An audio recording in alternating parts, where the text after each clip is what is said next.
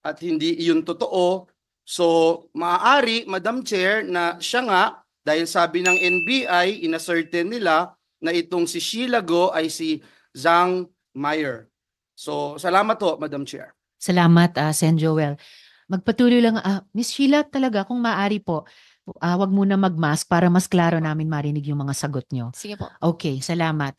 So, sa karanasan mo, ang nagmamando sa lahat ng mga bagay na gagawin nyo, mula nung nandito kayo sa Pilipinas hanggat sa lumabas kayo, ay si Alice mismo. Siya po yung Obstruction nagdidesisyon. of justice, tsaka yun pong pagtulong niya na makalabas ng bansa ang isang hinahanap nating tao.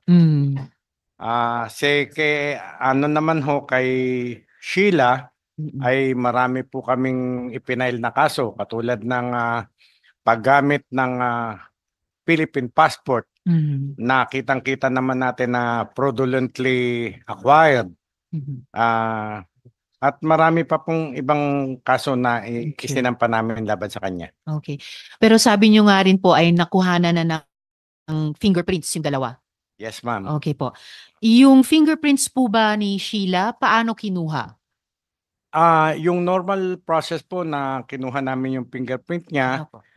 Tapos nung meron na kami nito ay kinumpare namin. Meron po ang Bureau of Immigration ng ACR Yes. fingerprint niya. So ayun naman nag-compare na naman ng aming dactyloscopy division and we found out that yung mayor at Zhang Meyer at ito pong si Sheila Lial Guo, yung fingerprint impression nila ay belonging to one and the same person. Okay. Kaya na-conclude na naman namin na si Sheila at yung Zhang Meyer ay iisang tao po. Alright. So yun yung resulta. Katulad ng resultang nakuha nyo noon kina Guo Huaping at Alice Guo. Yes, ma'am. Sa Opo. dactyloscopy Yes, Your Honor. division din po ninyo. Yes, Your Honor. Alright. Salamat po.